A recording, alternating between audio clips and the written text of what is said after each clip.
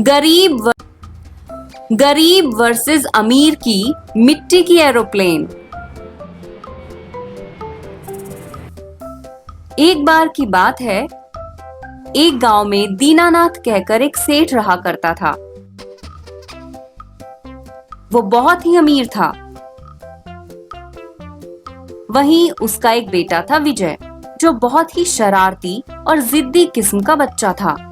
वो एक बार जिस खिलौने से खेल लेता था, वो दोबारा उसे छूता भी नहीं था और उसे कूड़े में फेंक आता था। वहीं उसी गांव में एक गरीब कुम्हार रहा करता था। उसका एक बेटा था सीनू। सीनू बड़ा ही शांत स्वभाव का बच्चा था और वो इतने अमीर नहीं थे कि वो बाजार से लेटेस्ट मॉडल के खिलौने खरीद सके, जिस कारण उसके पिता उसे मिट्टी के खिलौने बनाकर दिया करते थे। एक बार की बात है, विजय अपने घर में ढेर सारे खिलौने फैलाकर रखे होता है। बेटा विजय, ये क्या फैलाना फैला रखा है? जब खिलौने से खेलना नहीं है तो इसे समेट कर रख दो। ना ना ना, मैं नहीं खेलूंगा इन खिलौनों से। ये सब तो बहुत ही पुराने हो गए हैं और बेकार भी। अच्छा, कितने दिन पुराने हुए हैं जरा बताना तो, या कितने घंटे पुराने?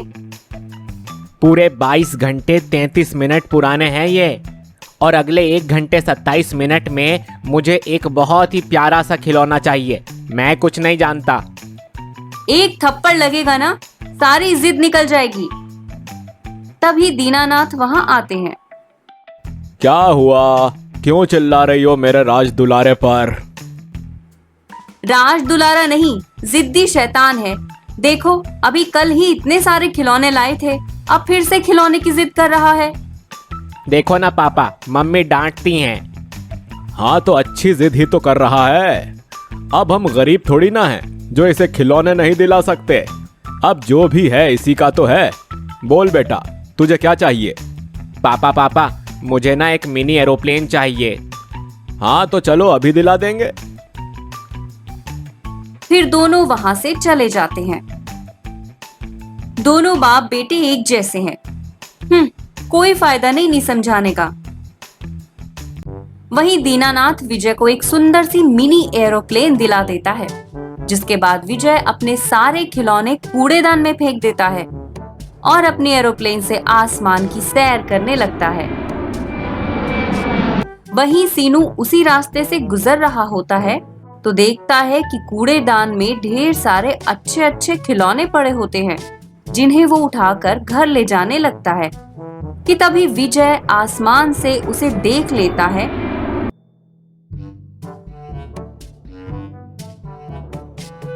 और उसके पास आकर, क्यों रे गरीब, तेरी हिम्मत कैसे हुई मेरे खिलौनों को हाथ लगाने की? लेकिन ये तो कूड़े में पड़े थे। हाँ तो क्या हुआ, थे तो मेरे ही ना। चल उसे वहीं रख जहां से उठाया और फुट यहां से।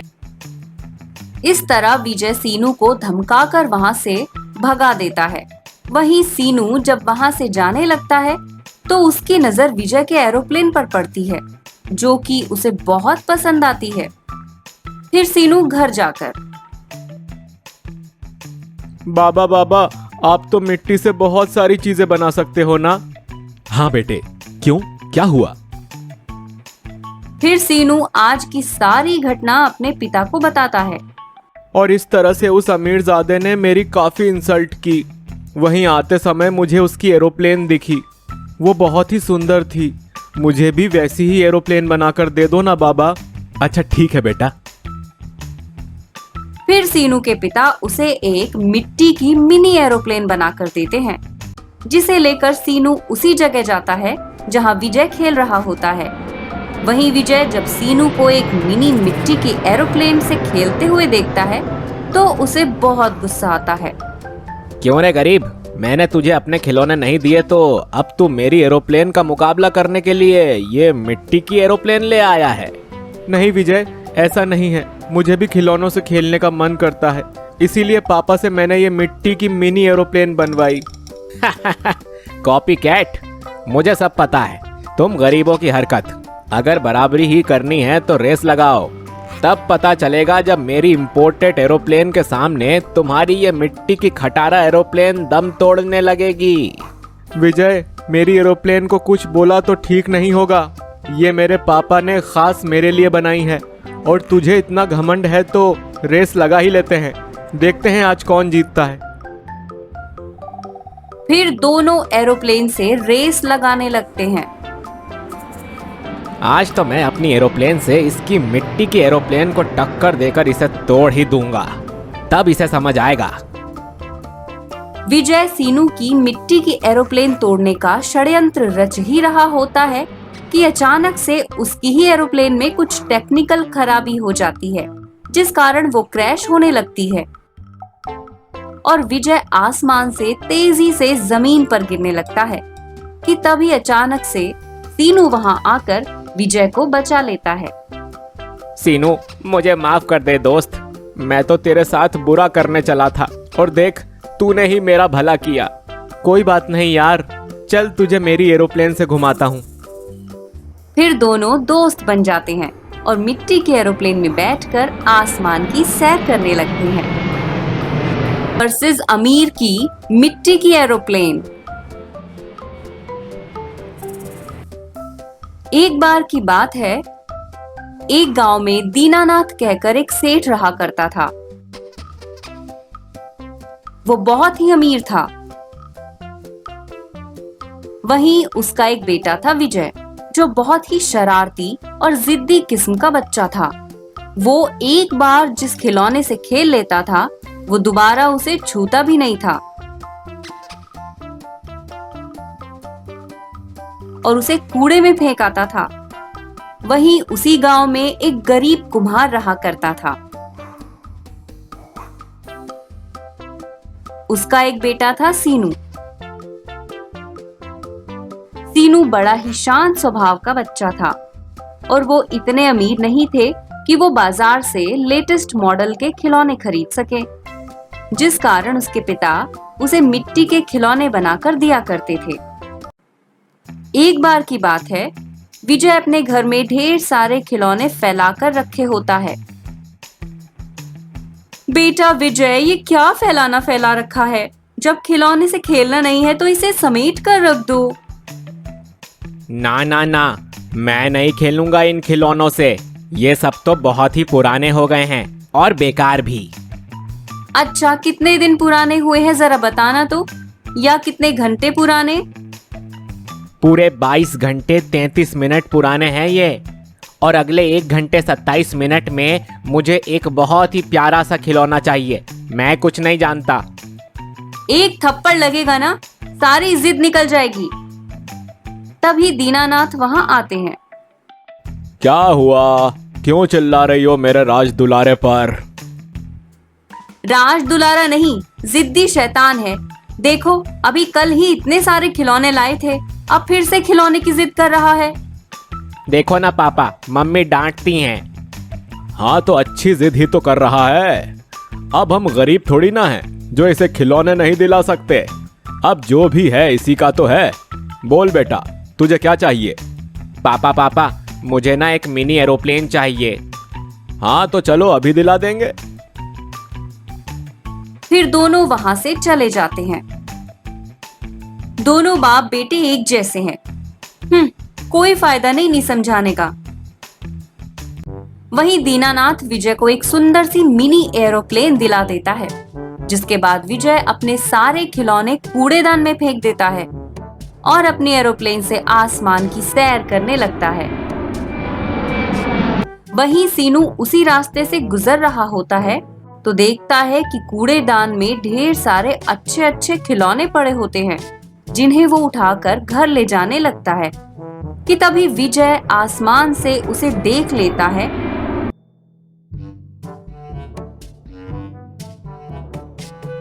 और उसके पास आकर, क्यों रे गरीब, तेरी हिम्मत कैसे हुई मेरे खिलौनों को हाथ लगाने की?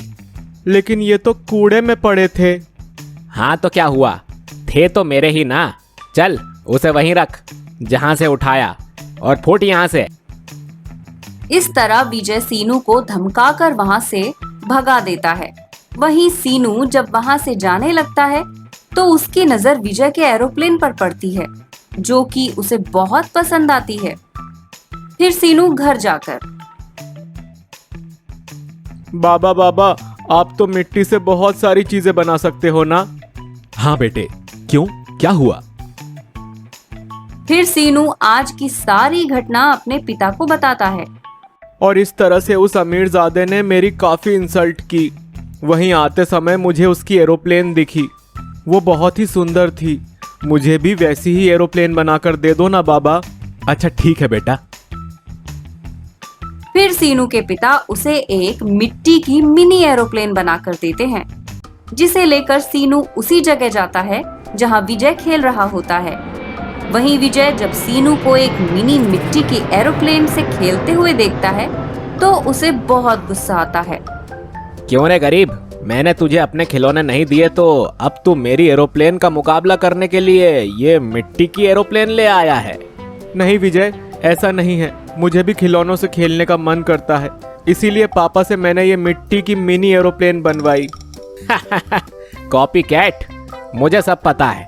तुम गरीबों की हरकत। अगर बराबरी ही करनी है तो रेस लगाओ, तब पता चलेगा जब मेरी इंपोर्टेड एरोप्लेन के सामने तुम्हारी ये मिट्टी की खटारा एरोप्लेन दम तोड़ने लगेगी।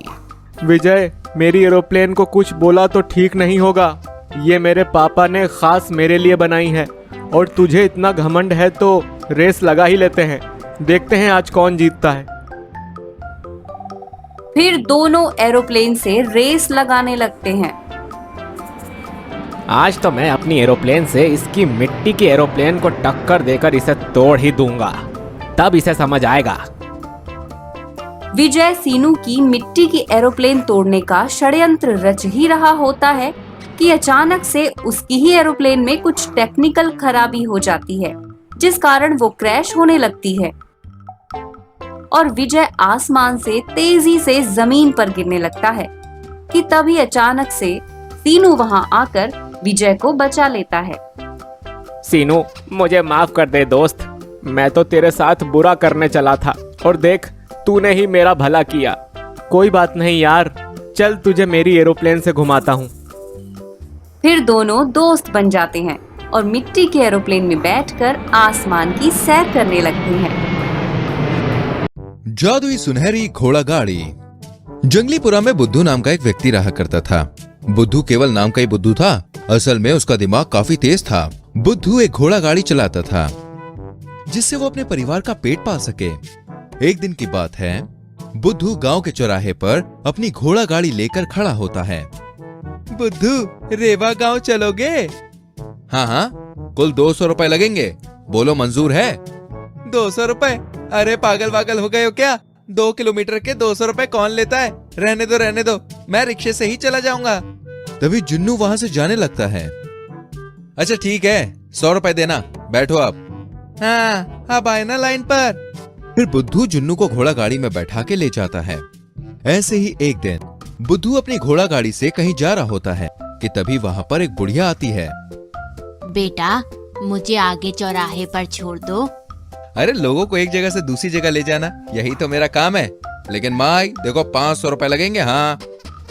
अरे कमबख्त, करम चला 500 रुपए कभी सपने में भी देखे हैं?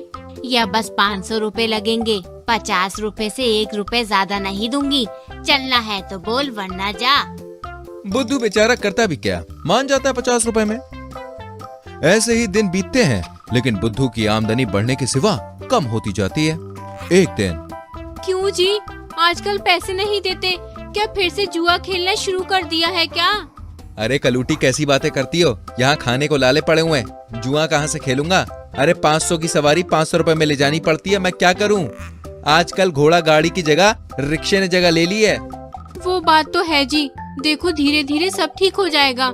चलिए अब सो जाते हैं, सुबह आपको काम पे भी तो जाना है। फिर अगले दिन सुबह बुद्धू अपनी घोड़ा गाड़ी को सुनहरे रंग से रंग देता है और गांव के चौराहे पर जाकर, आओ आओ आओ गांव वालों, महज 10,000 रुपए में सुनहरी घोड़ा गाड़ी की सवारी करो। बुद्धू की ऐसी बातें सुनकर गांव वाले आपस में बातें करने लगते हैं।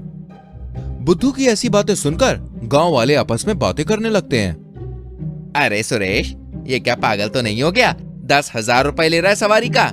ऐसा क्या खास है इसकी घोड़ा गाड़ी में? सुना है इसकी घोड़ा गाड़ी सुनहरी है। पता नहीं भाई, वो तो जाकर ही देखना पड़ेगा। हाँ हाँ, चलो चल के देखते हैं। फिर तीनों बुद्धू के पास जाते हैं। क्या भाई बुद्धू, क्या हम गांव वाले तुम्हें मूर्ख दिखते हैं जो एक सवारी के तुम 10,000 रुपए ले रहे हो? अरे मैं ऐसे ही 10,000 रुपए नहीं ले रहा। कल रात को मेरे सपने में एक परी आई थी।